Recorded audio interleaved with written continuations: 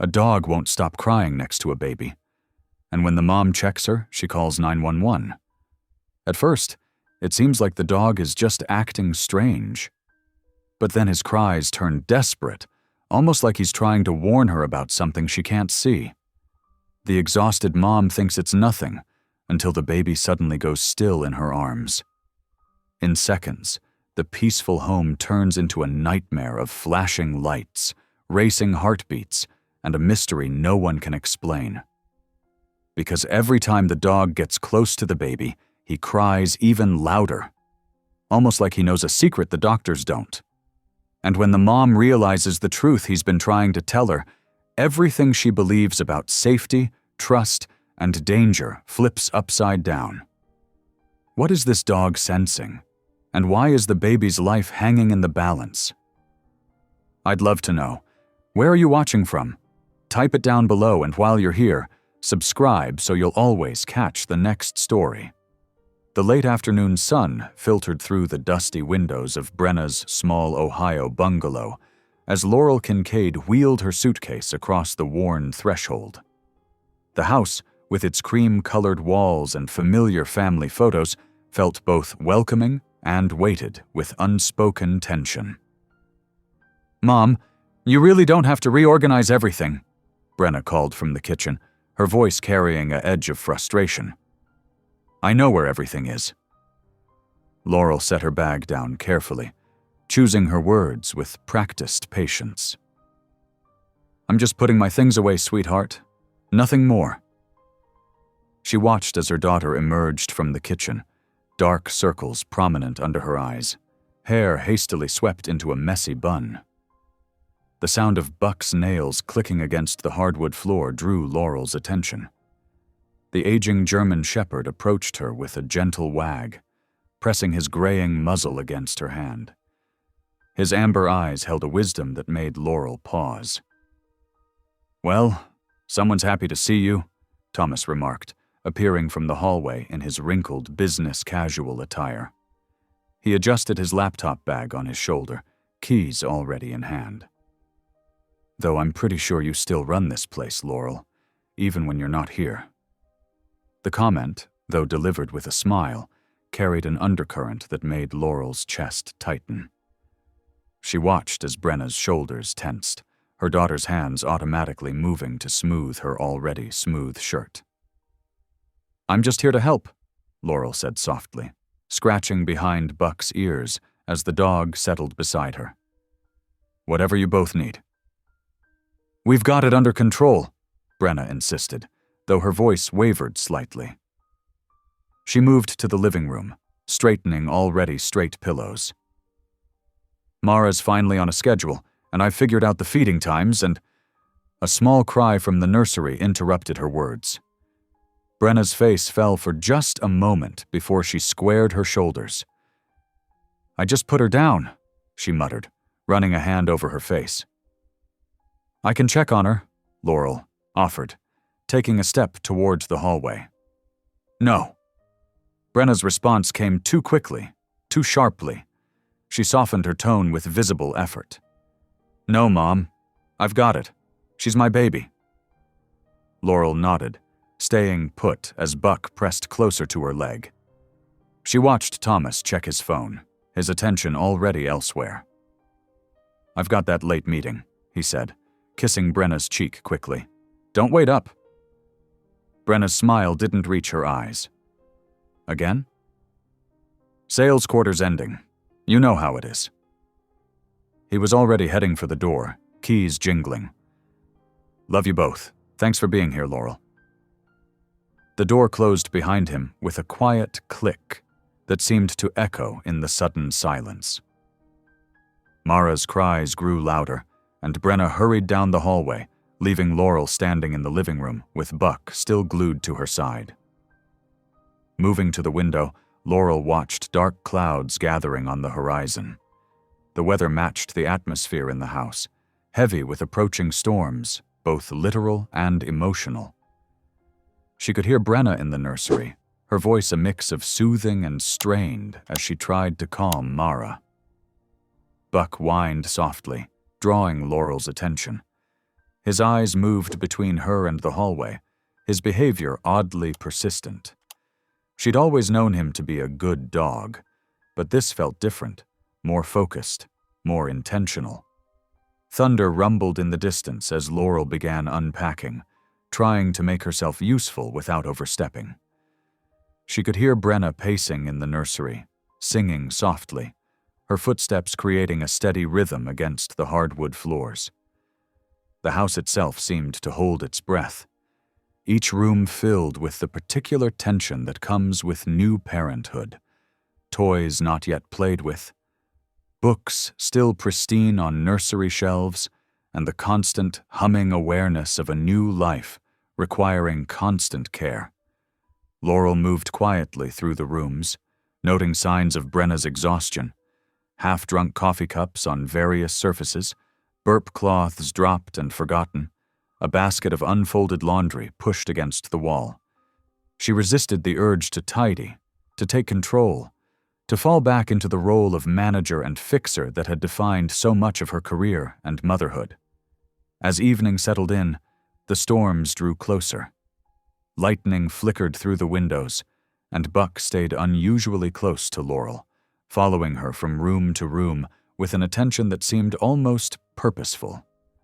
When she passed the nursery, he would stop, his ears perking forward, before continuing his silent surveillance. Brenna emerged from putting Mara down again, her movements heavy with fatigue.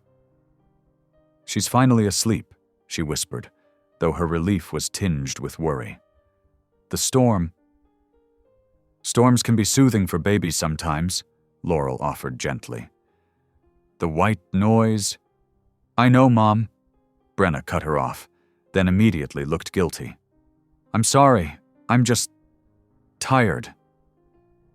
Laurel nodded, understanding flowing between them. "Why don't you rest?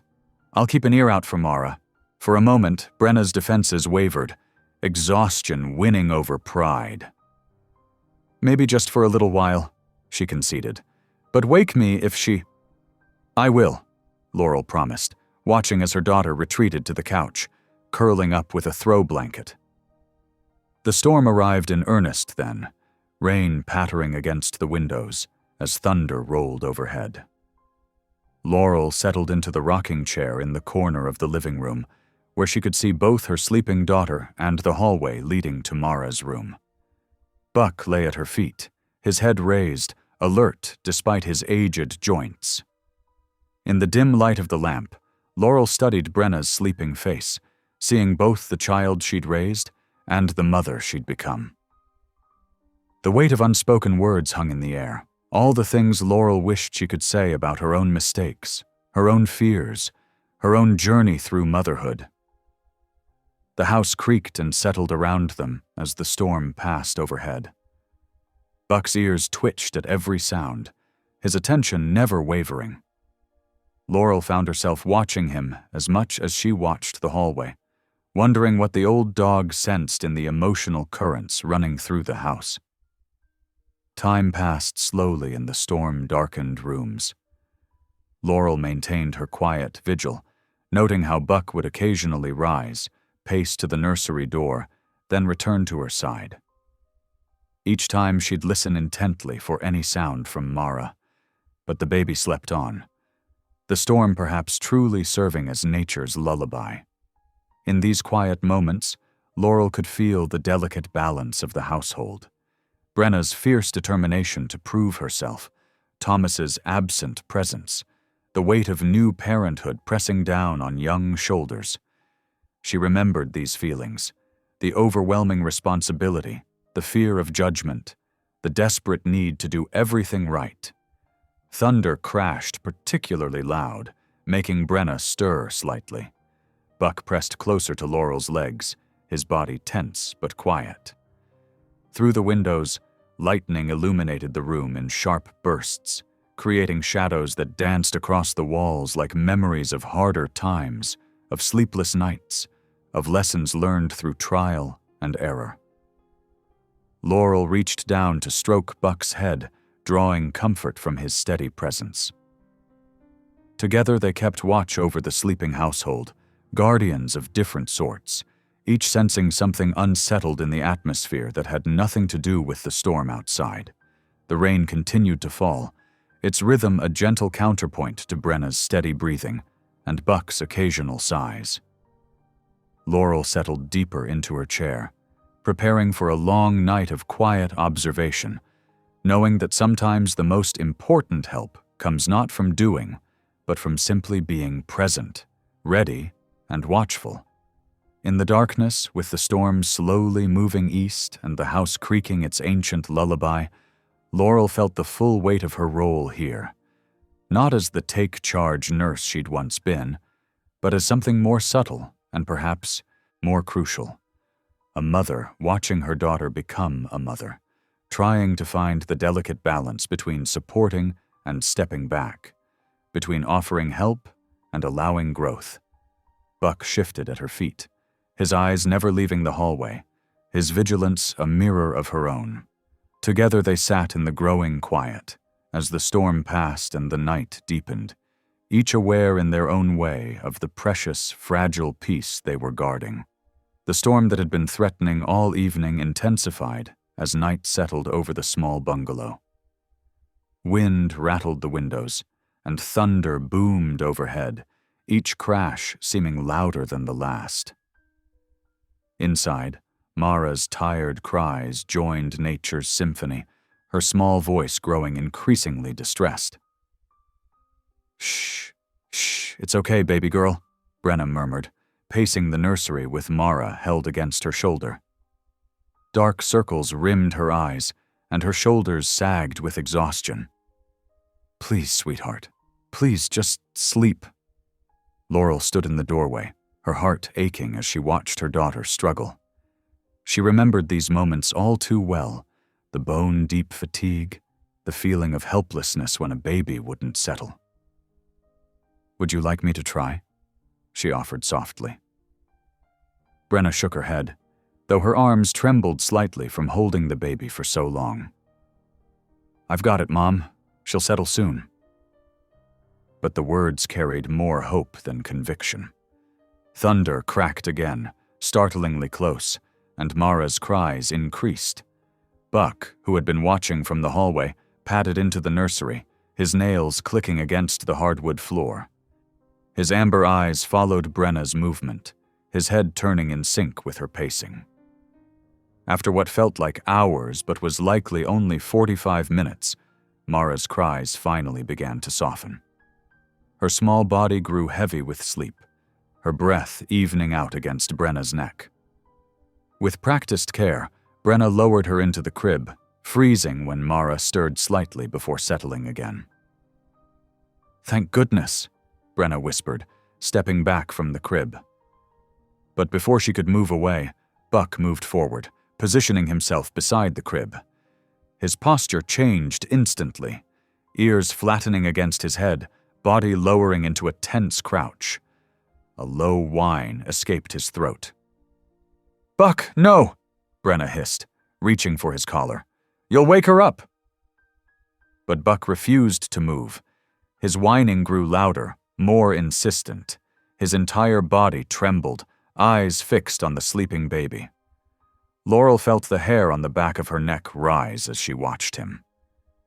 This wasn't normal anxiety or jealousy. This was something different. "Buck, enough!" Brenna's whisper had an edge of desperation. "Mom, can you help me get him out of here?" Laurel stepped forward, but found herself hesitating. In all her years of nursing, she'd learned to trust instincts, both human and animal. "Wait," she said softly. "Look at him, Brenna. Really look. This isn't normal behavior for Buck." "He's just upset from the storm," Brenna insisted, but uncertainty crept into her voice. "Or jealous. He's been weird ever since Mara came home." Buck's whining transformed into a more urgent cry, a sound somewhere between a whimper and a bark. He began to circle the crib, his movements precise and purposeful, stopping every few steps to look back at the humans with pleading eyes. "He's going to wake her up." Brenna's composure cracked, exhaustion and frustration bleeding through. "Buck, stop it! Stop it right now!"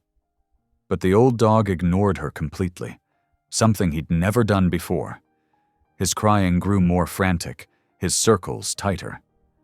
When Laurel stepped closer to the crib, he pressed against her legs, as if trying to push her even nearer. "Brenna," Laurel said carefully, watching Buck's behavior with growing concern. "I really think he's trying to tell us something."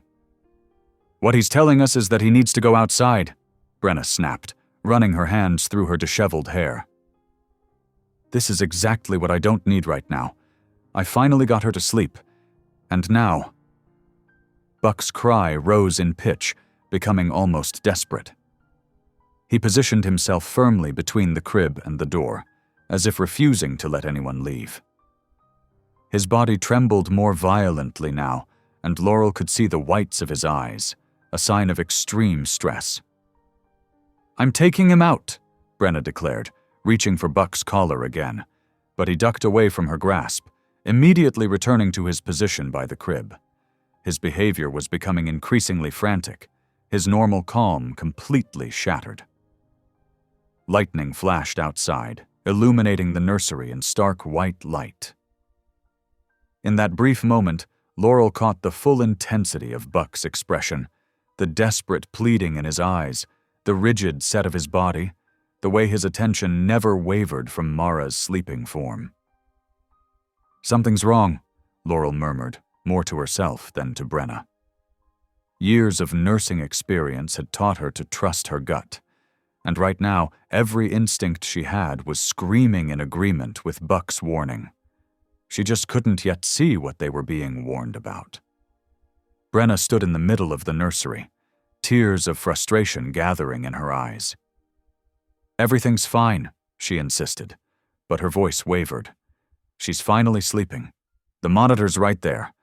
Buck is just being difficult because of the storm, and I just can't deal with this right now." But Buck's behavior only escalated. His crying took on a keening quality, rising and falling like a siren. He pressed himself against the crib, then backed away to circle again, each rotation becoming more urgent than the last. The desperation in his actions was palpable, filling the room with a tension that even the storm couldn't mask. Laurel watched, her nurse's training warring with her desire not to overstep with her daughter. Buck had always been a steady, well-behaved dog.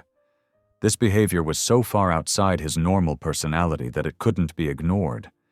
But she could see Brenna teetering on the edge of her endurance, the late hour and accumulated exhaustion magnifying every emotion. Thunder rolled overhead again, but Buck didn't even flinch. His attention remained completely focused on the crib, his cries now taking on an almost mournful quality. He looked between Laurel and the baby, then back again, as if begging her to understand what he was trying to communicate. The storm raged on outside, but inside the nursery, time seemed to suspend itself in a tableau of mounting tension. Buck's increasing distress, Brenna's fraying composure, and Laurel's growing sense that they were missing something vital. Something that Buck, with his animal instincts, had already discovered. The clock had just struck midnight when Buck's behavior transformed from desperate whining into something far more alarming. His howl pierced the air, primal, urgent, and terrifying in its intensity. The sound sliced through the storm's background rumble, making both women jump. Laurel's heart lurched in her chest. In all her years of emergency nursing, she'd learned that when something felt wrong, it usually was. Without hesitation, she rushed to the crib, her experienced eyes immediately scanning Mara's tiny form. What she saw made her blood run cold. The baby lay unnaturally still, her usually pink skin now ashen. Most frightening of all were her lips, tinged with a subtle but unmistakable bluish hue that Laurel had seen far too many times in her career. Her nurse's training kicked in instantly, overriding everything else. "Call 911, Laurel commanded, already lifting Mara's limp body from the crib. Her voice carried the sharp authority that had once commanded entire emergency departments. "Now, Brenna."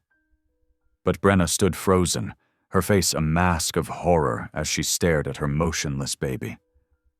"Mom?" she whispered, her voice small and terrified. "What's happening?" "Call 911, Laurel repeated more forcefully, laying Mara gently on the nursery floor. Her fingers moved with practiced precision, checking airway and pulse. "Tell them we have an infant in respiratory distress." As Brenna fumbled for her phone with trembling hands, Laurel began infant CPR.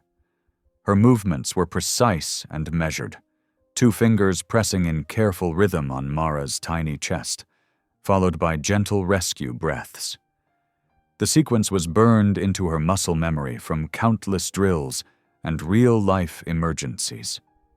Buck's cries continued, but now they took on a different tone, almost encouraging, as if he understood help was finally being given. He paced in tight circles around Laurel and Mara, his nails clicking rapidly against the hardwood floor. 911, what's your emergency?" Brenna's phone crackled with the dispatcher's voice.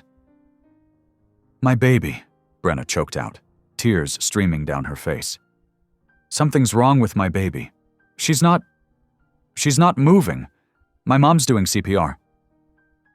Laurel continued the careful rhythm of compressions and breaths, her focus absolute. Time seemed to stretch and compress simultaneously. Every second felt like an hour, yet she knew only minutes had passed. In the distance, sirens began to wail. "That's it, sweetheart," Laurel murmured between rescue breaths. "Stay with us. Stay with Grandma." The sound of heavy boots thundering up the porch steps preceded the arrival of the emergency medical team. Leading them was Jonah Reddick, his broad shoulders filling the nursery doorway as he quickly assessed the scene. "Status?" he asked crisply, kneeling beside Laurel. "Infant female, approximately 6 weeks old," Laurel reported automatically, her medical training taking over. "Found unresponsive with cyanosis. Started CPR immediately. No obvious obstructions or trauma." Jonah's eyebrows rose slightly at the precision of her report. "Your medical?" "Retired cardiac nurse," Laurel confirmed, not breaking her rhythm. 25 years experience." "Good hands to be in," Jonah nodded, motioning his team forward. They moved with practiced efficiency, unfolding equipment and preparing for transport. "We'll take over from here." Laurel carefully transferred care to the paramedics, watching intently as they worked. Within moments, they had Mara hooked up to portable monitors, administering oxygen through a mask that seemed impossibly large against her tiny face. To everyone's relief, Mara's color began improving almost immediately under the oxygen. Her vital signs stabilized, and her body started moving with more natural reflexes. The transformation seemed almost too quick, too complete, but Laurel noticed she was the only one still frowning in concern. "She's responding well," Jonah announced, though his tone remained professionally measured. "We'll transport her to Children's Hospital for full evaluation." Brenna sagged against the wall in relief, her phone still clutched to her chest. "She's okay?" she asked shakily. "She's really okay?" "We'll know more after the doctors check her out," Jonah replied diplomatically. "Who's riding with us?" "I am," Laurel stated firmly, before Brenna could speak. When her daughter looked at her in surprise, she added more gently, "You need to get dressed and gather some things. Follow in your car with Thomas. I'll stay with her until you get there." Brenna hesitated, then nodded. The trust in her eyes, so reminiscent of when she was a little girl looking to her mother for guidance, made Laurel's heart ache. As the paramedics carefully transferred Mara to the transport gurney, Buck finally stopped his frantic pacing. He sat beside Laurel, pressing against her leg, as if to say his job was done. She reached down to scratch his ears, silently thanking him for his warning. "Good boy," she whispered. "Such a good boy." The trip down the stairs and out to the waiting ambulance was careful and coordinated. Laurel never took her eyes off Mara, watching for any sign that her improvement might be temporary. Something about this didn't feel right. Her nursing instincts were still screaming that they were missing a piece of the puzzle. As she climbed into the ambulance beside Jonah, Laurel made a silent promise to herself and to Mara. She wouldn't let her guard down, wouldn't be lulled into false security by this sudden improvement. Whatever had caused this episode needed to be found and addressed. The ambulance doors closed with a solid thunk, and the vehicle began moving through the storm-dark streets, sirens cutting through the night. In the back, Laurel watched the monitors with unwavering attention, her hand resting gently on Mara's tiny chest, feeling each precious heartbeat, ready to act again at the first sign of trouble. The fluorescent lights of Children's Hospital cast harsh shadows across the emergency department waiting room. Laurel sat perfectly straight in the uncomfortable plastic chair, her eyes fixed on the double doors leading to the treatment area where they'd taken Mara. Her fingers absently twisted the worn silver ring on her right hand, a nervous habit from her nursing days. The sound of running footsteps made her look up. Brenna burst through the entrance, still pulling on a sweater over her pajama top, with Thomas close behind. Buck trotted at his heels, having apparently refused to be left behind. "Mom!" Brenna's voice cracked with worry. "How is she? Any news?" "They're still examining her," Laurel replied, standing to embrace her daughter. "Her vital signs were stable during transport. They've got her on monitors and oxygen as a precaution." Thomas wrapped an arm around his wife's shoulders. "But she's okay now, right? That's what matters?" Before Laurel could answer, the treatment room doors swung open. A tall man in a pristine white coat strode out, his silver-rimmed glasses catching the overhead lights. The embroidery on his coat identified him as Dr. Randall Keene, pediatric cardiology. "Mr. and Mrs. Morales?" His voice carried the practiced authority of someone used to being the smartest person in the room. "I've completed my initial examination of Mara." Brenna stepped forward eagerly. "Is she all right? What happened?" "Your daughter's vitals are completely normal," Dr. Keene announced with a reassuring smile. "Whatever episode occurred seems to have resolved itself entirely. We're seeing no signs of distress or abnormality." "But she was blue," Laurel interjected. "She needed CPR. That's not normal for a healthy 6-week-old. Dr. Keene's smile tightened slightly as he turned to regard her. "And you are?" "Laurel Kincaid. I'm Mara's grandmother, and I'm also a retired cardiac nurse with 25 years of experience." "Ah." Something flickered in his eyes. Dismissal, perhaps, or irritation at being challenged. "Well, Mrs. Kincaid, while your concern is understandable, it's quite common for new grandparents to be hyper-vigilant. Babies can sometimes appear slightly dusky during deep sleep, especially to anxious family members." "This wasn't sleep," Laurel insisted. "She was completely unresponsive with clear cyanosis around her mouth and extremities." At that moment, Buck, who had been quietly sitting beside Thomas, suddenly jerked his head up. His ears flattened against his skull as he stared intently at the treatment room doors. A low whine built in his throat. "Can someone please remove that dog?" A sharp voice cut through the tension. A woman in an expensive charcoal suit clicked forward on high heels, her face set in lines of disapproval. "This is a hospital, not a kennel." "I'm sorry," Thomas said quickly, tightening his grip on Buck's leash. "He wouldn't stay home.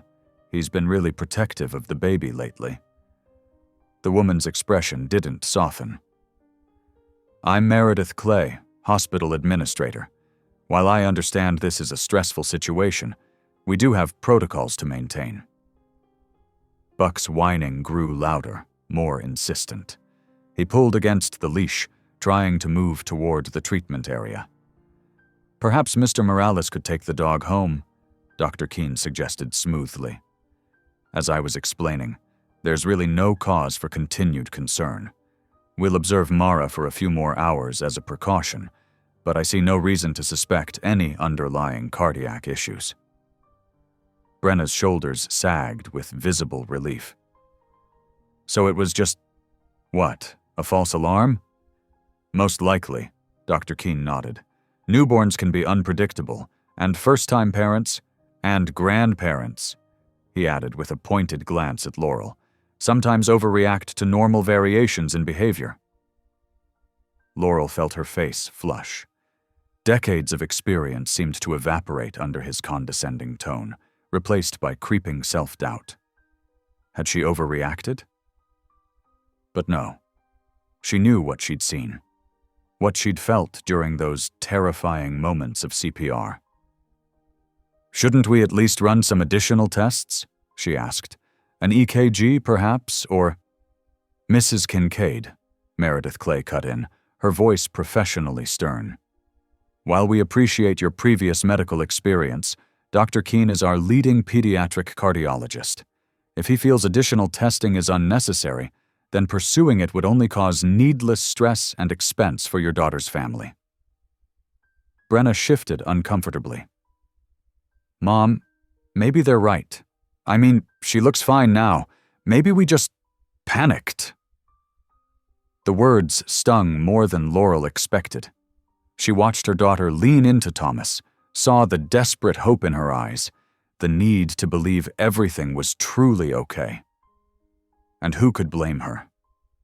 What mother wouldn't want to trust the confident doctor in his spotless coat, with all his credentials and authority? Buck's crying reached a fever pitch. He circled at the end of his leash, trying to drag Thomas toward the treatment area. "I really must insist the dog be removed," Meredith Clay said firmly. "We can't have this disruption." "I'll take him home," Thomas offered, though he looked torn. "Brenna, will you be okay?" "Go ahead," Brenna nodded.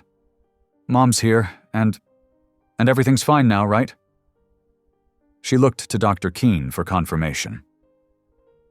"Absolutely," he assured her. "We'll finish our observation period and have you home before you know it." He made a show of checking his watch. "Now, if you'll excuse me, I have other patients to attend to. The nurse will update you if anything changes." As he turned away, Laurel caught a glimpse of something in his expression. Not concern for his patient, but rather relief at having smoothly handled a potential problem. It made her stomach twist with unease. Buck's protests echoed down the hallway as Thomas finally managed to lead him toward the exit. The dog's distress seemed to mirror the churning in Laurel's gut, that deep-seated instinct that something was being missed, or worse, ignored. Meredith Clay lingered a moment longer, her sharp eyes moving between Laurel and Brenna. "Try to rest," she advised, though her words seemed directed more at Laurel than Brenna. "Trust that Mara is in excellent hands." After she left, Brenna sank into one of the waiting room chairs. "I'm so tired," she whispered. "I just want everything to be normal." Laurel sat beside her daughter, wrestling with her own emotions. How could she maintain her concerns without seeming like exactly what they'd accused her of being? An anxious grandmother unable to let go. The weight of their dismissal pressed against her chest, mixing with the fear that still hadn't subsided. She watched Brenna's eyes drift closed, exhaustion finally winning out. In the relative quiet of the waiting room, Laurel could still hear Buck's distant crying, a sound that seemed to echo her own unvoiced protests, both of them sensing something wrong, both of them being dismissed as overreacting. But she couldn't shake the memory of how Mara had felt in her arms during those desperate moments of CPR. Couldn't forget the blue tinge of her lips or the terrifying limpness of her tiny body. Whatever the doctors said, whatever doubt they tried to plant, Laurel knew one thing with absolute certainty. This had been real. And if it happened once, it could happen again. The question was, would anyone believe her before it did? Through the next several hours, Laurel watched Mara with the focused attention she'd developed over 30 years of nursing. She noticed things others might miss. The subtle mottling of the baby's skin when Brenna held her, the way her tiny fingers sometimes trembled. Most telling was Buck's behavior. When Thomas brought him back for a brief supervised visit, his reaction was startlingly specific.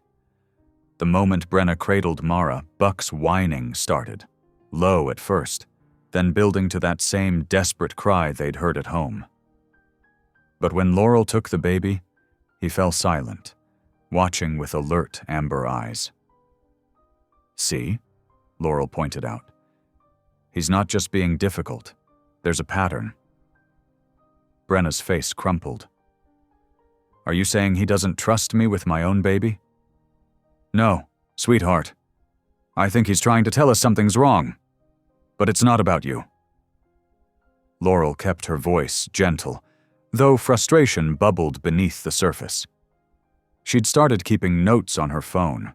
Times, observations, changes in Mara's color or breathing. Little things that might add up to something bigger. The baby's pulse worried her most. Years of practice made her sensitive to cardiac rhythms, and something about Mara's wasn't quite right.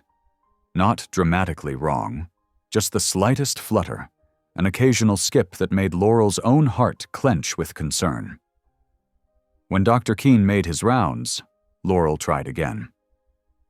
"I've been monitoring some concerning symptoms," she began, holding up her phone with its careful documentation. He barely glanced at it. "Mrs. Kincaid, I've been more than patient with your enthusiasm. But this has to stop. You're causing unnecessary stress to both mother and child. But if you'd just look at... I've looked, I've examined, I've run the standard tests." His voice took on a harder edge. "And I'm telling you, as the attending physician, that there is nothing wrong with this baby. Your continued insistence otherwise is becoming problematic." As if on cue, Meredith Clay appeared in the doorway.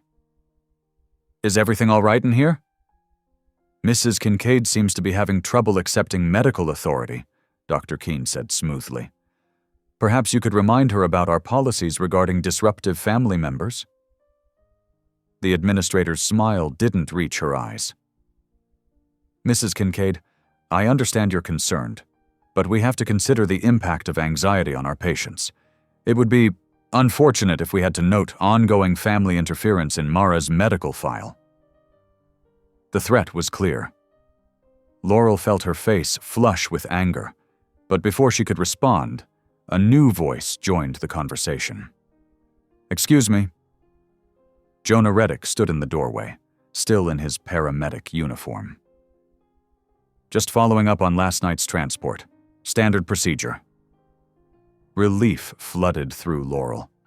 Here was someone who'd seen Mara's condition firsthand, who'd witnessed the emergency response. Jonah's eyes flickered between the tense faces, taking in the situation. "Mind if I check the file? Just need to verify a few details from my report."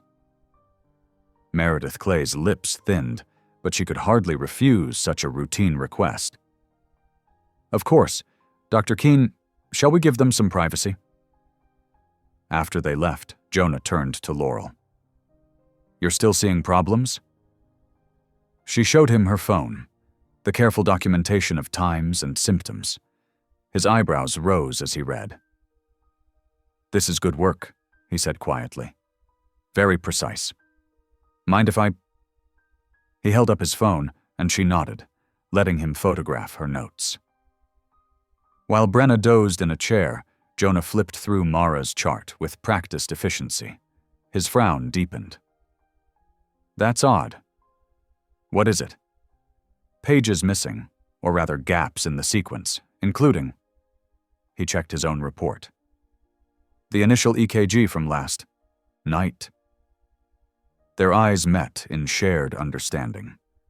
Missing medical records were never a good sign. "I need to check something," Jonah said. "Keep documenting everything. And Mrs. Kincaid?" He glanced at the sleeping Brenna, then back to Laurel. "Trust your instincts. I've learned the hard way that sometimes the family sees what the doctors miss." After he left, Laurel settled into her chair, watching Mara sleep in her hospital bassinet. Buck's warnings, the missing records, the baby's subtle symptoms, pieces of a puzzle she couldn't quite solve yet. But with Jonah's quiet support, she felt less alone in her certainty that something was wrong. She reached for her phone, adding another entry to her growing list of observations. They might try to dismiss her as an anxious grandmother, but she'd been a nurse far too long to ignore the warning signs. And now she had an ally who understood the importance of documentation, of following the evidence wherever it led. The baby stirred, making a soft sound of distress. Laurel's trained eye caught the faintest bluish tinge around her lips. There and gone so quickly someone else might have missed it. She added it to her notes, along with the time and duration. They could try to silence her, but they couldn't stop her from watching, recording, building her case. Something was wrong with her granddaughter, and she would prove it, one careful observation at a time. Jonah Reddick sat at his desk in the paramedic station during his break, methodically sorting through digital copies of hospital records.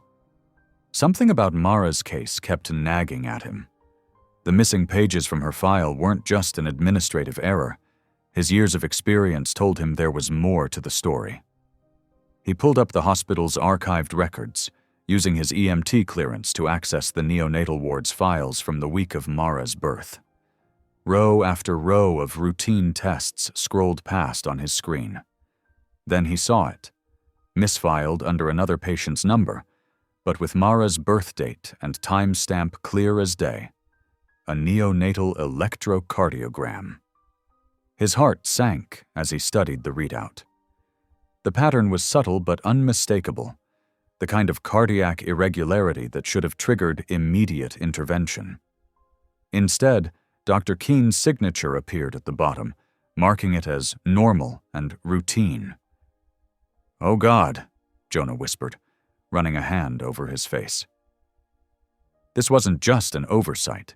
This was willful negligence. He printed the EKG and several related documents, tucking them carefully into his jacket. At the hospital, he found Laurel alone in Mara's room while Brenna was getting coffee. "Mrs. Kincaid," he said quietly, closing the door. "We need to talk." She looked up, instantly alert at his serious expression. "You found something."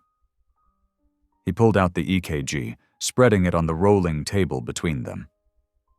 "This was taken the day Mara was born. Look at these intervals here and here." His finger traced the telling patterns. It shows a congenital heart rhythm disorder, one that should have been caught and treated immediately.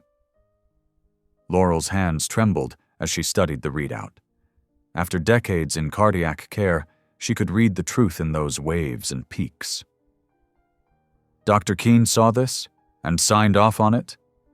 "Yes. Then it was buried in the wrong files. Mrs. Kincaid, this isn't just bad medicine. It's criminal negligence." Before they could discuss it further, voices approached in the hallway. Jonah quickly folded the papers away as Dr. Keen entered with Meredith Clay. "Ah, still here, I see," Keen said, his tone dripping with false warmth.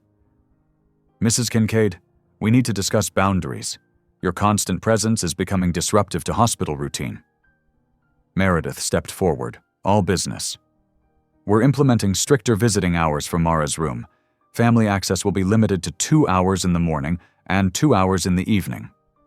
"You can't do that," Laurel protested. "Her mother needs to be with her." "Of course Brenna can stay," Meredith said smoothly. "We're only concerned about extended family members who might be causing undue stress." Laurel caught the threatening undertone. They were trying to isolate her, limit her ability to monitor Mara's condition. She glanced at Jonah, who gave her the slightest nod, a silent promise that he had her back. Brenna returned then, clutching her coffee cup like a lifeline. Dark circles shadowed her eyes, and her shoulders slumped with exhaustion. "What's going on?" "Just reviewing some new policies," Meredith said. "Nothing to worry about." But Brenna's eyes darted between her mother and Dr. Keene, sensing the tension. Is everything okay with Mara?" "Your daughter is fine," Keene assured her. "We just need to maintain a calmer environment for her recovery. Sometimes well-meaning family members can create unnecessary anxiety." Laurel watched her daughter's face crumple slightly, saw her lean toward the doctor's authority rather than trust her own mother's concerns. It hurt, but she understood. Brenna was scared, overwhelmed, desperate to believe everything would be all right. After Keene and Meredith left, Jonah lingered behind. "I need to file some reports," he said meaningfully, "but I'll be back to check on things." Laurel nodded, understanding the subtext. He would document everything, build their case carefully. They had proof now, proof that Mara's condition had been ignored from the very beginning. She watched Brenna hover anxiously over the baby's bassinet, smoothing the blanket, checking the monitors. Her daughter was breaking under the strain, torn between trusting the medical establishment and her mother's increasingly urgent warnings. "Honey," Laurel said gently, "why don't you try to get some rest? I'll watch her." "I don't know what to think anymore," Brenna whispered. "Everyone keeps saying different things, and I just want my baby to be okay." Laurel's heart ached. She wanted to show Brenna the EKG, explain everything Jonah had found. But her daughter was too fragile right now, too easily swayed by Keene's confident dismissals. They needed to build their case carefully, protect both Brenna and Mara until they could force the hospital to acknowledge the truth. For now, all she could do was keep watch, document every symptom, and trust that Jonah would help her bring the evidence to light before it was too late. The proof was there in black and white. Waves on a paper that showed her granddaughter had been at risk since the day she was born, while the people meant to protect her looked the other way. She settled into her chair, watching Mara's tiny chest rise and fall. They might try to limit her visits, but they couldn't stop her from fighting for her granddaughter. Not now. Not ever.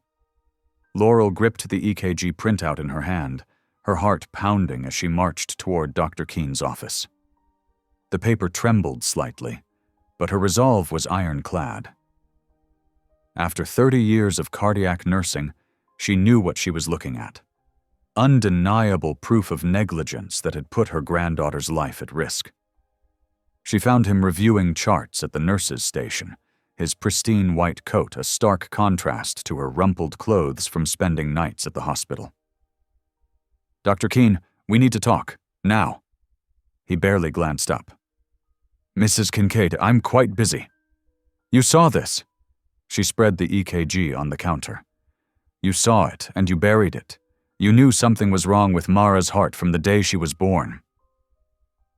Color drained from his face, but he quickly recovered, straightening his glasses with practiced composure. "Where did you get that?" "Does it matter?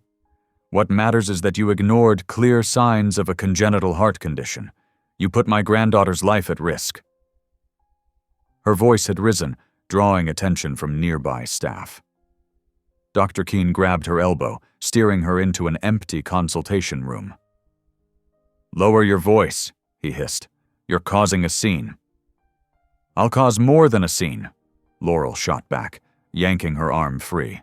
"This is criminal negligence. You saw these irregularities and did nothing. You signed off on them as normal."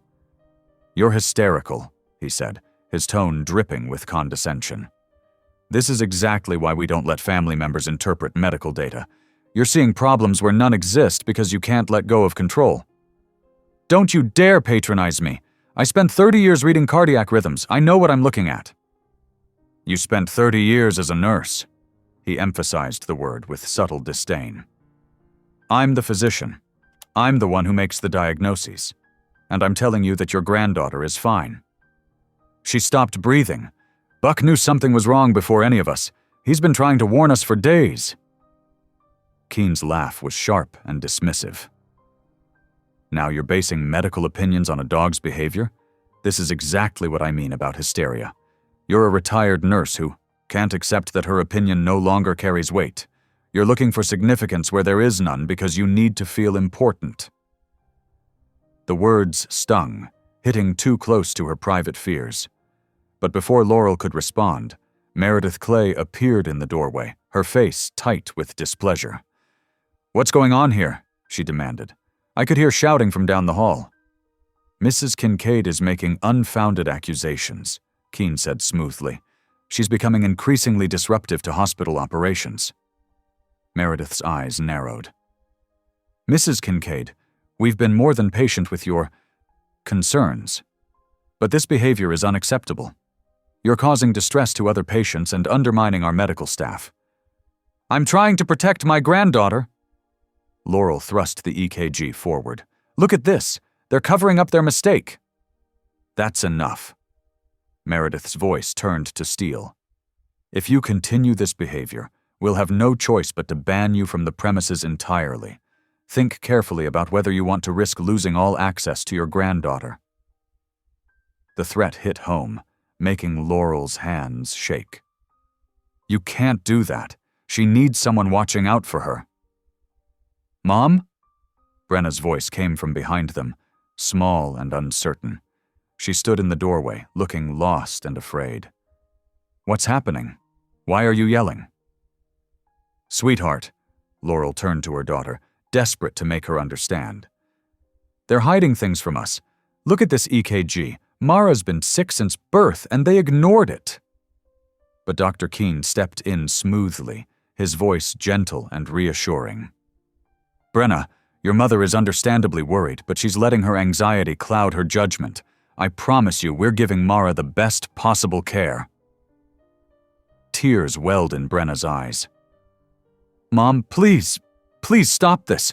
You're making everything worse." "I'm trying to protect Mara." "You're scaring me," Brenna burst out.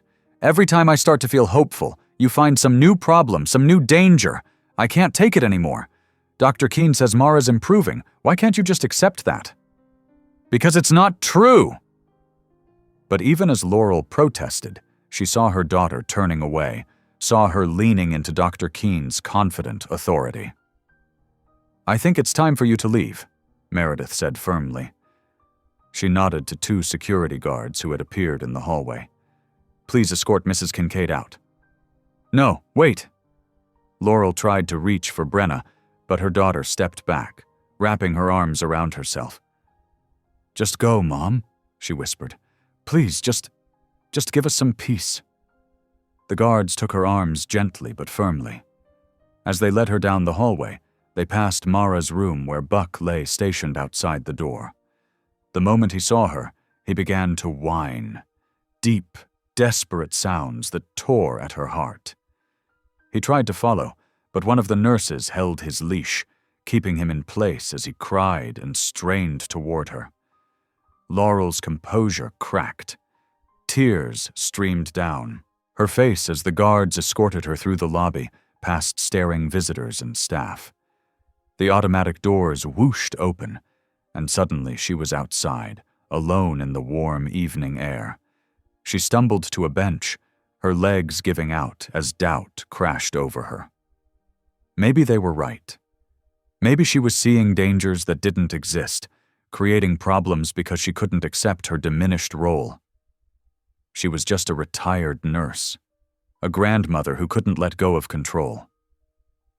But Buck's cries still echoed in her ears, and when she closed her eyes, she could see those damning patterns on the EKG. Was she truly helping anyone? Or was she just making everything worse, driving her daughter away when Brenna needed support most? The setting sun cast long shadows across the hospital parking lot as Laurel sat there, her heart breaking, feeling more lost and useless than she ever had in her life. She had tried to protect her family, and instead, she had shattered what little trust remained between them. The drive home passed in a blur. Laurel gripped the steering wheel, her knuckles white as streetlights blurred through her tears. The empty house felt cavernous, each room echoing with her failure. She moved through the darkened rooms like a ghost, touching familiar objects: Brenna's childhood photos, Mara's tiny sweater left draped over a chair, Buck's favorite toy lying abandoned by the door. In the kitchen, she mechanically filled the kettle, seeking comfort in routine. But as steam rose from her cup of chamomile tea, memories flooded back.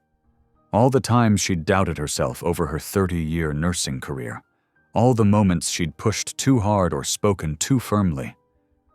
Maybe they were right. Maybe retirement had left her desperate to prove her worth. The phone rang, startling her. Tomas's name flashed on the screen, but she let it go to voicemail. She couldn't bear to hear more accusations, more pleas to back down. Through the kitchen window, she watched clouds gathering, promising another storm. Her phone buzzed with a text from Brenna. "Please respect our wishes. Dr. Keene knows what he's doing." Laurel's hands shook as she set the phone face down on the counter. How had everything gone so wrong? She'd spent her entire career trusting her instincts, reading between the lines of medical charts, catching what others missed. But now she questioned every certainty. Thunder rolled in the distance as she wandered into Mara's nursery. The empty crib stood like an accusation. She touched the soft blankets, remembering how still her granddaughter had been that first night, how Buck had tried to warn them all. "What if I'm wrong?" she whispered to the empty room. "What if I'm seeing shadows where there are none?" The house creaked and settled around her as rain began to fall. In the living room, she could hear Brenna and Thomas returning, their voices rising and falling in argument. "Your mother means well," Thomas was saying, his voice strained with exhaustion. "But she's making everything harder. Dr. Keene has credentials, experience." "I know," Brenna's voice cracked. "Don't you think I know? But what if she's right? What if we're missing something?" "The hospital has run every test. They've monitored Mara constantly. At some point, we have to trust the professionals." "Like we trusted them when they said everything was fine at birth?" Brenna's voice rose sharply.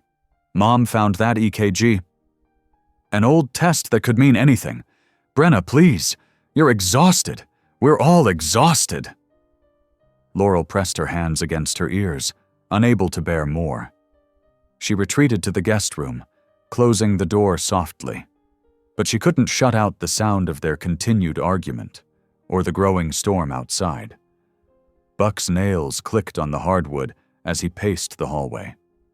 Even through the closed door, she could hear his low whines. He'd been agitated since they returned from the hospital, moving restlessly between Mara's empty nursery and Laurel's room. Hours crawled by. The storm intensified, rain lashing against the windows.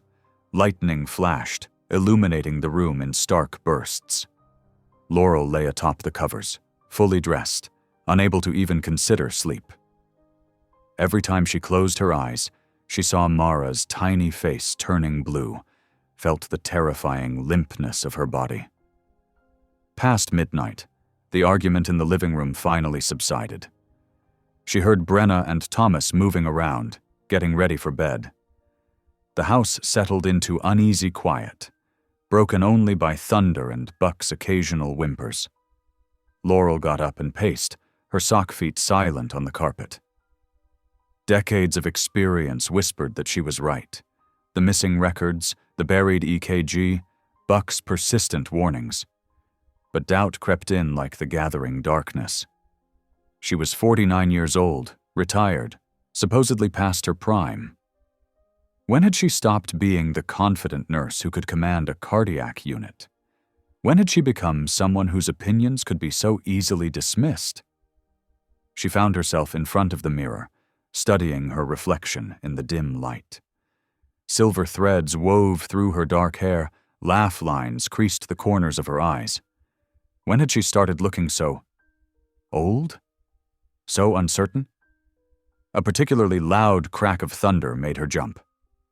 Down the hall she heard Mara stir and fuss. Brenna's footsteps hurried past her door, followed by soft, shushing sounds. Buck's whining increased. Laurel pressed her forehead against the cool glass of the window, watching lightning split the sky. She'd faced doubts before, challenged authority when necessary, fought for patients who couldn't fight for themselves. But this was different. This was her family, her granddaughter, her daughter's trust. If she was wrong, she could destroy their relationship forever. If she was right and did nothing, the weight of uncertainty pressed down on her like a physical thing. She sank into the armchair by the window, feeling every one of her 49 years. Outside, the storm raged on, matching her internal turmoil. Sleep was impossible. She sat in the darkness, listening to the house's nighttime sounds, Buck's restless movements, Mara's occasional cries, the creak of floorboards as Brenna paced with the baby. "Please," she whispered to the darkness, though she wasn't sure who she was praying to. "Please let me be wrong. Please let her be okay." But Buck's continued distress, his desperate pacing and worried whines, told a different story. He knew something was wrong, had been trying to tell them all along. The storm showed no signs of letting up, and neither did the gnawing fear in Laurel's heart. She sat vigil through the long hours, torn between maternal instinct and professional doubt, between love and fear, between action and paralysis. The night stretched endlessly ahead, each moment heavy with unspoken fears and unanswered questions. Thunder rolled overhead, and somewhere in the darkness, Buck continued his worried patrol, the only other creature who seemed to share her terrible certainty that something was deeply, dangerously wrong. The storm reached its peak just after 2 a.m. Lightning slashed across the sky in violent bursts, thunder cracking so loudly it rattled the windows. Laurel hadn't moved from her vigil by the window, too wound up with worry to even consider sleep. The power had flickered several times, threatening to go out completely. Buck's behavior suddenly changed. His usual anxious pacing transformed into something more urgent, more terrified. He raced from Mara's room to the front door and back again, his nails scrabbling frantically on the hardwood floors. Then came the howling, not his previous whines of concern, but deep, desperate cries that made Laurel's blood run cold.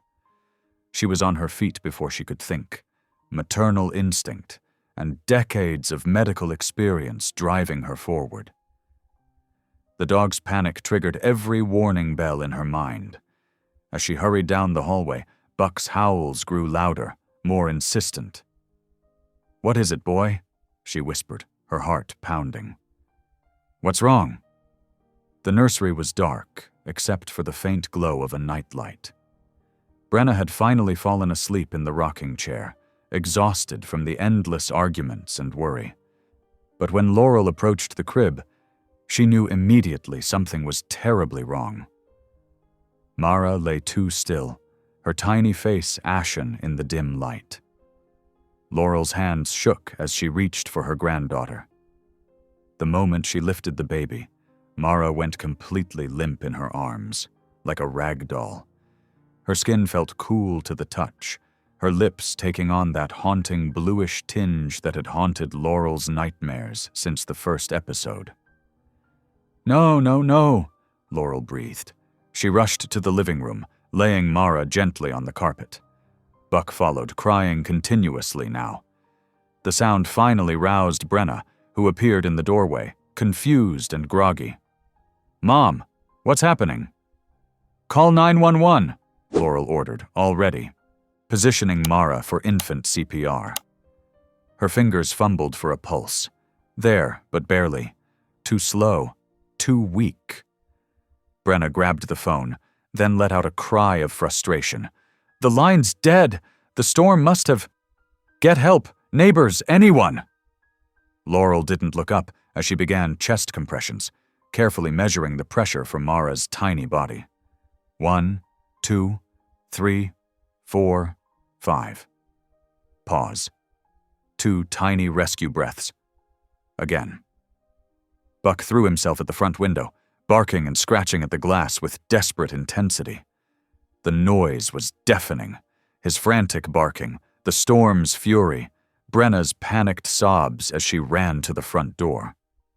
Laurel blocked it all out, focusing entirely on the rhythm of CPR. Her world narrowed to the small, still form beneath her hands. 1, 2, 3, 4, 5. Breathe. She couldn't lose her granddaughter, not like this, not when she'd known, when she'd tried to warn them. "Come on, sweetheart," she whispered between breaths. "Stay with us. Fight." Through the chaos, she was dimly aware of lights coming on in neighboring houses. Buck's determined assault on the window had drawn attention.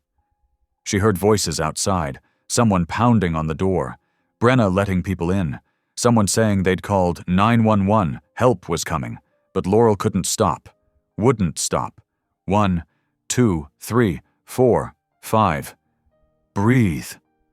Her arms ached, her back screamed in protest, but she kept going.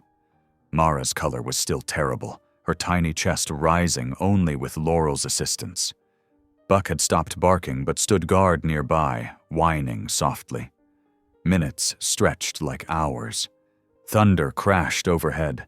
Neighbors crowded the doorway, offering help. But Laurel barely registered their presence. Her entire world had contracted to this desperate rhythm, this fight to keep her granddaughter's heart beating until help arrived. Finally, blessedly, she heard sirens cutting through the storm's fury. Familiar boots pounded up the front steps. Jonah Reddick burst through the door with his team, equipment already in hand. "Status?" he barked, professional mask firmly in place despite the shock in his eyes. "Infant cardiac event," Laurel reported automatically, not breaking rhythm. "Found unresponsive approximately 12 minutes ago. Started CPR immediately. Pulse was present but weak, now difficult to detect. No spontaneous breathing." Jonah nodded, his team moving efficiently around them. "We've got it from here, Laurel. Let us take over." But Laurel's hands wouldn't stop their desperate dance. 1, 2, 3, 4, 5. Breathe. She couldn't bear to break the rhythm, terrified that stopping even for a second might mean losing Mara forever. Jonah's hand touched her shoulder, gentle but firm. "Laurel, you did everything right. Let us help her now." The kindness in his voice nearly broke her. With tremendous effort, she forced herself to pull back, letting the paramedics take over. They worked with swift precision, attaching monitors, inserting an IV line, preparing for emergency transport. Brenna stood frozen in the doorway, tears streaming down her face. Laurel went to her daughter, pulling her close as they watched the medical team fight for Mara's life. Buck pressed against their legs, his earlier frenzy replaced by watchful concern. "BP's dropping," one of the paramedics called out. "We need to move now," Jonah ordered. He turned to Laurel and Brenna. "We're taking her to Children's Hospital. They're already prepping a cardiac team." Through her tears, Brenna looked at Laurel. "Mom, I'm so sorry I didn't listen." "Later," Laurel said softly, squeezing her daughter's hand. "Right now we focus on Mara. Let's go." They followed the gurney out into the storm, Buck refusing to leave their side. Lightning illuminated the scene in stark flashes. The neighbors gathered in concern, the emergency vehicles rotating lights painting everything in surreal patterns, the small form of Mara being loaded into the ambulance. Laurel's legs trembled with exhaustion, her arms leaden from the prolonged CPR. But as she climbed into the ambulance beside Brenna, she felt a fierce determination replacing her earlier doubt. She had trusted her instincts, acted decisively when it mattered most. Whatever came next, she knew with absolute certainty that she'd done everything possible to keep her granddaughter alive. The ambulance's sirens wailed through the stormy night as they sped toward Children's Hospital. Inside the vehicle, Laurel sat with her back pressed against the cold metal wall, her eyes never leaving the cardiac monitor. Every beep, every flutter on the screen made her heart jump. "I want continuous monitoring," she insisted, her voice hoarse but firm. "Not just periodic checks. We need to catch these episodes when they happen." Jonah nodded, adjusting the leads on Mara's tiny chest. "Already on it. Full strip recording started the moment we hooked her up." Buck lay at their feet, somehow having convinced everyone he needed to ride along.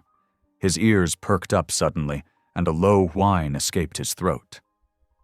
Seconds later, the monitor's rhythm changed, a dangerous skip in the pattern that made Laurel's breath catch. "There," she pointed at the screen. "Did you see that?"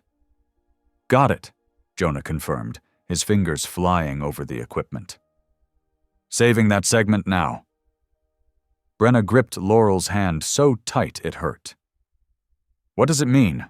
What's happening to her?" Before Laurel could answer, Buck whined again, and right on cue, another arrhythmia appeared on the monitor. The correlation was impossible to ignore. The old German shepherd had been alerting to these dangerous rhythm changes all along. "My God," Jonah breathed, looking between Buck and the monitor. "He knows. He's been trying to tell us the whole time." The ambulance swayed as they rounded a corner, rain pelting the roof like bullets. Laurel steadied herself against the wall, watching as more irregular patterns emerged. Each time, Buck's whines preceded the monitor's confirmation by several seconds. "I'm transmitting these strips directly to St. Michael's Cardiac Center," Jonah announced, his voice tight with controlled urgency.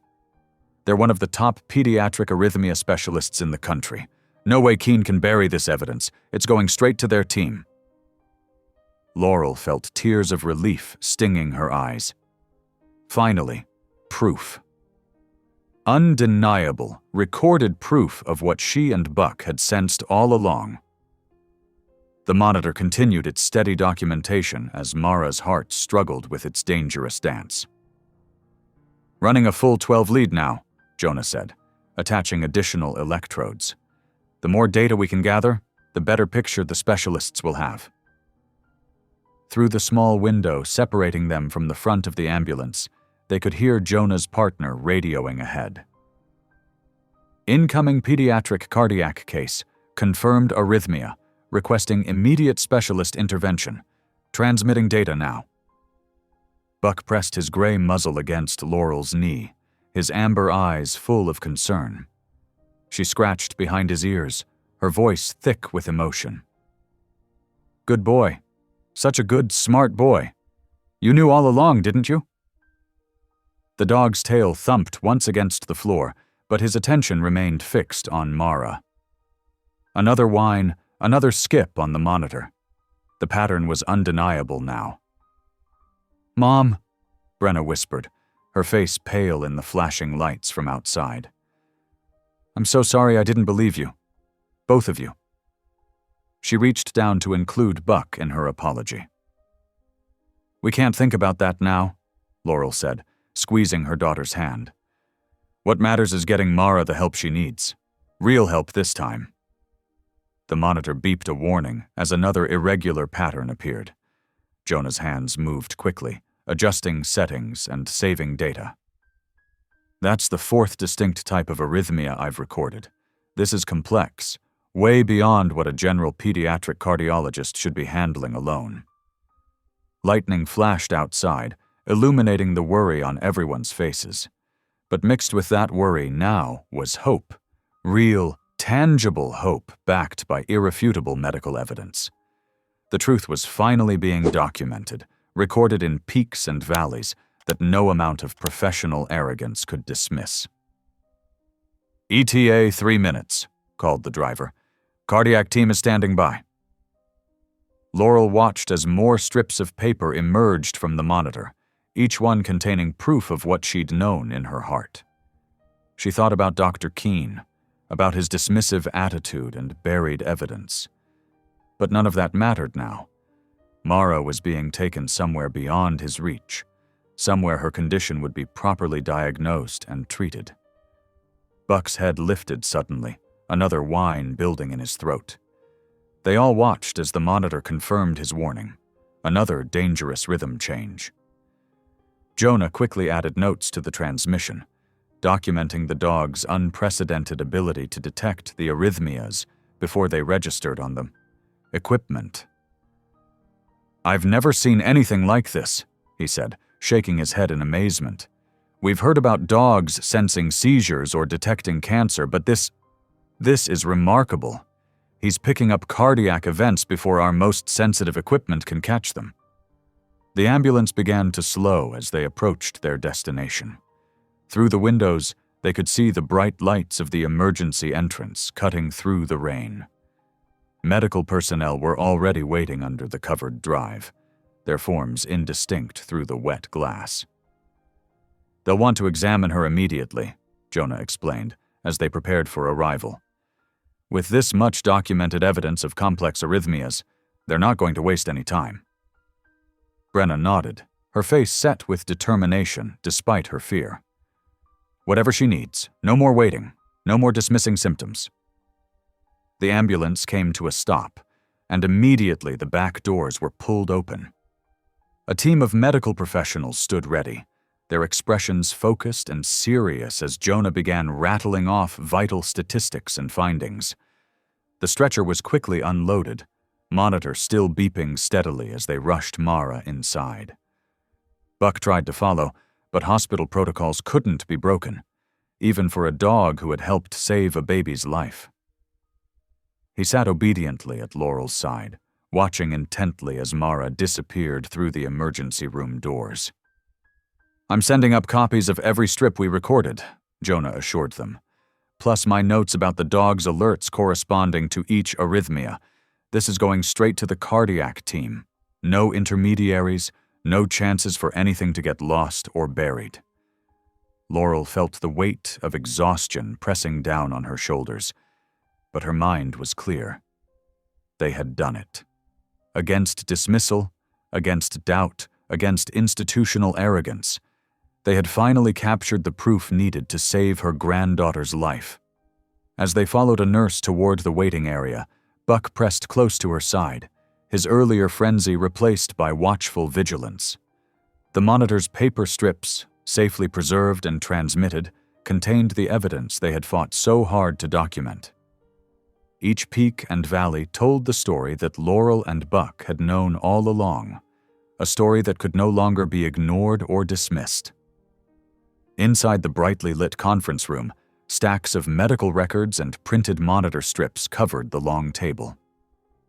Dr. Sarah Chen, the hospital's lead ethics investigator, studied each document with careful attention, while Laurel and Jonah presented their evidence. "This is the original EKG from Mara's birth," Jonah explained, sliding the wrinkled paper across the table. "It was misfiled, deliberately, we believe, to hide clear signs of cardiac irregularity." Dr. Chen's eyes narrowed as she compared the dates. "And Dr. Keene signed off on this as normal?" "Yes," Laurel said firmly, despite multiple indicators that should have prompted immediate cardiac consultation. Brenna sat beside her mother, hands trembling as she looked at the proof of what they'd missed. Thomas stood behind her chair, his hand on her shoulder, face tight with anger and regret. The door opened, and Dr. Keene strode in with Meredith Clay close behind. His confident smile faltered when he saw the evidence spread across the table. "Dr. Keene," Dr. Chen said coolly, "perhaps you can explain why this newborn EKG showing clear arrhythmia was marked as normal and buried in unrelated files?" There must be some mistake, he stammered, adjusting his expensive glasses. Administrative error, perhaps. These are the live monitoring strips from last night, Jonah interrupted, laying out the lengthy papers. Multiple types of dangerous arrhythmias, all documented in real time. The same conditions that were visible on that birth EKG you dismissed. Meredith Clay stepped forward, her sharp suit jacket failing to hide her nervous tension. We should discuss this privately, with legal counsel present. No more hiding, Thomas said, speaking up for the first time. His voice was firm. No more covering up what happened to my daughter. Brenna broke down then, tears streaming down her face. You knew, she said, looking at Dr. Keene. You knew something was wrong with my baby, and you ignored it. You made me think my mother was crazy for worrying. I was trying to avoid unnecessary panic, Keene protested weakly. Many newborns show minor irregularities. Minor? Laurel's voice cut through his excuses. She nearly died, twice. While you were busy protecting your perfect record, my granddaughter was fighting for her life. Dr. Chen held up the original EKG. This pattern alone should have triggered immediate transfer to a cardiac center. Instead, it was buried. Ms. Clay, as hospital administrator, did you approve this cover-up?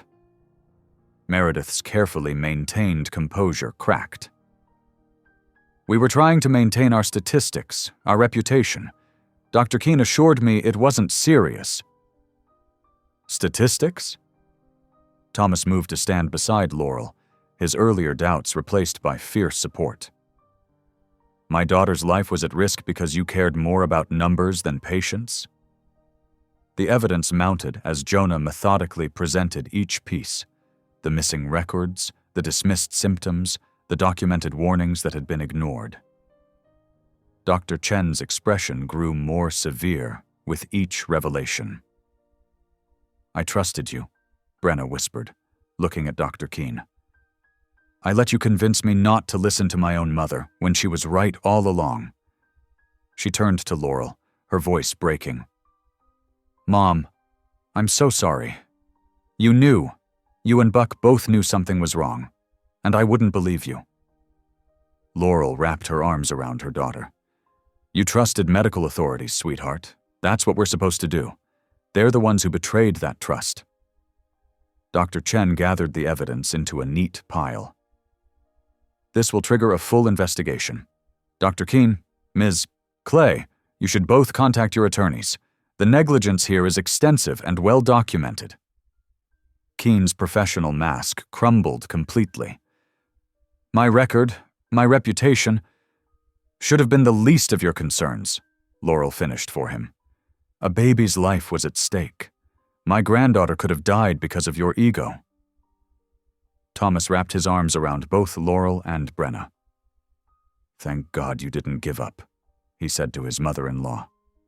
Thank God you kept fighting for Mara when the rest of us wouldn't listen. Dr. Chen stood, her decision clear in her stern expression. Security will escort Dr. Keene and Ms. Clay to clear out their offices.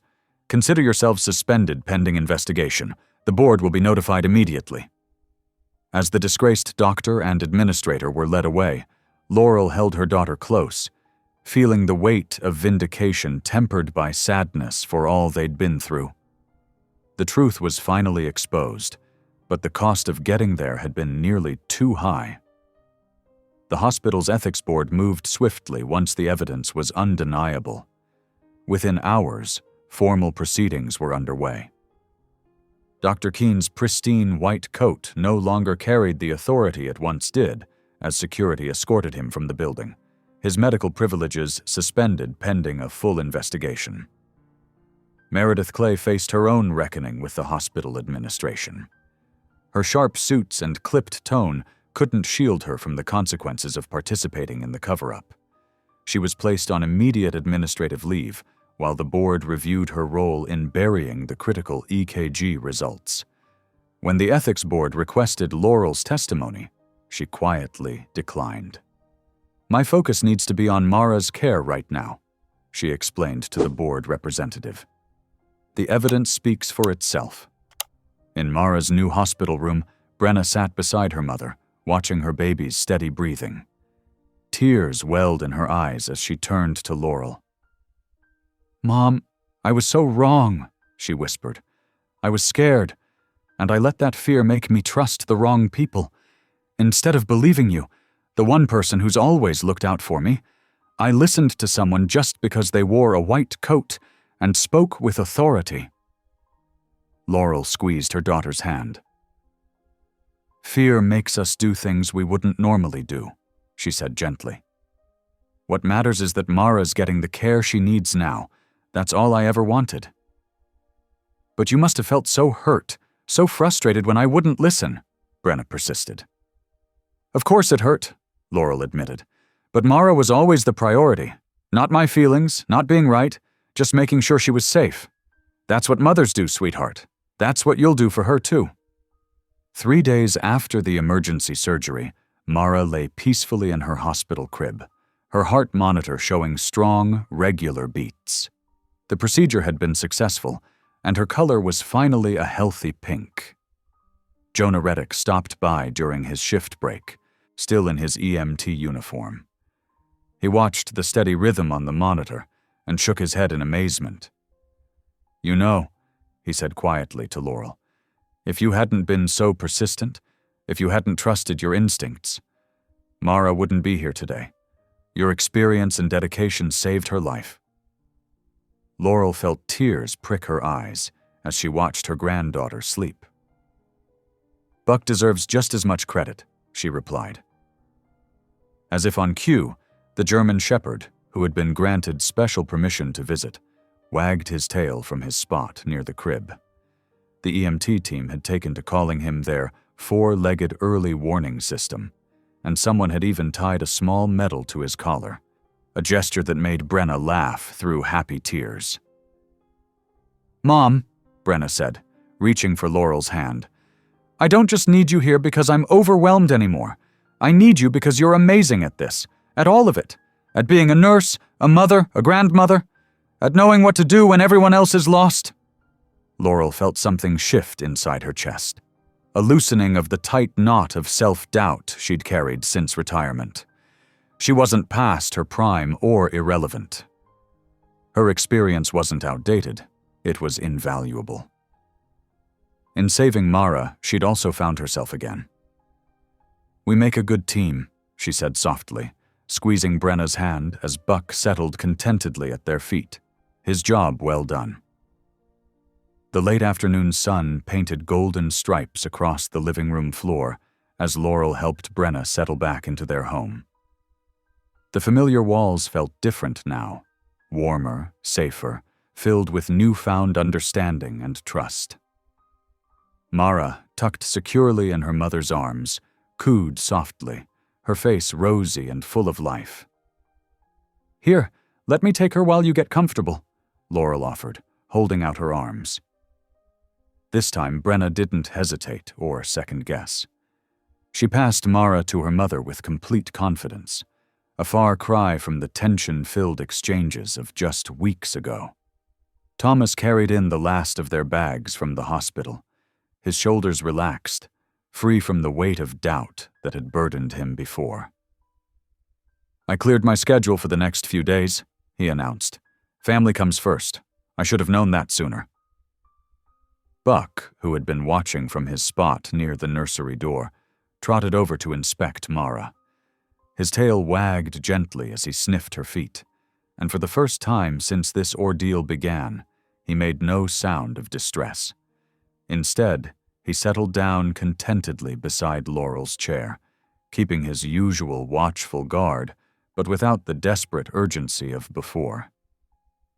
"Look at him," Brenna said, smiling. "He knows she's okay now. Really okay." She reached down to scratch behind his ears. "Our hero dog." Laurel gazed down at her granddaughter, taking in every perfect detail of her face. Mara's eyes, bright and alert, locked onto hers. Her tiny hand wrapped around Laurel's finger with surprising strength. The memory of those terrifying moments when that grip had gone, Slack made Laurel hold her just a little closer, but the fear no longer had power over her. "Mom," Brenna said softly, perching on the armrest of Laurel's chair. "I've been thinking about everything. About how I pushed you away when you tried to help. About how I let others make me doubt you." "Sweetheart, you were scared." "We all were," Laurel replied. But Brenna shook her head. "No, let me finish. You taught me something important. Being a good mother isn't about having all the answers or doing everything alone.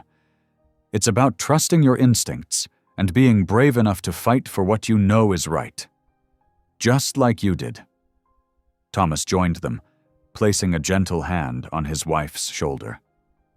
"And you taught me that sometimes the quiet voice of experience speaks louder than the loudest authority. I'm sorry I didn't listen sooner." Laurel felt warmth spread through her chest. The doubt that had plagued her since retirement, the nagging fear that her skills were outdated, her instincts dulled by age, melted away completely. In its place bloomed a quiet confidence, not in spite of her years but because of them. "You know," she said, adjusting Mara's blanket, "I spent so much time worrying about being the right kind of grandmother. I didn't want to overstep or make you feel inadequate, Brenna. But I realize now that being a grandmother isn't about stepping back. It's about stepping up in a different way. Using everything I've learned to support and protect this family." Buck raised his head at her words, as if in agreement, then settled back down with a contented sigh. The setting sun caught the small honorary medal still attached to his collar, making it sparkle. Brenna leaned against her mother's shoulder, just as she used to do as a little girl. "We're so lucky to have you," she whispered. "Both of you," she added, reaching down to pat Buck. Mara made a soft, happy sound, and Laurel felt tears prick at her eyes, not from fear or frustration this time, but from pure joy. She wasn't just a retired nurse who had saved her granddaughter's life. She was a woman who had reclaimed her purpose, who had proven that experience and instinct were gifts to be treasured, not doubted. The family sat together in the warm evening light, whole and healing. Buck dozed peacefully beside them, his vigilant guard finally relaxed. Laurel held Mara close, knowing with absolute certainty that this was exactly where she belonged, not pushed to the margins of family life, but right at its heart, sharing her wisdom, her love, and her strength with the next generation. In saving Mara, she had done more than protect a precious life. She had rebuilt the bridges between mother and daughter, between experience and youth, between past and future. And in that rebuilding, she had found herself again. Thanks for watching. If any part of this story lingered with you, consider subscribing. I'll be here again tomorrow, sharing another tale that speaks to the soul.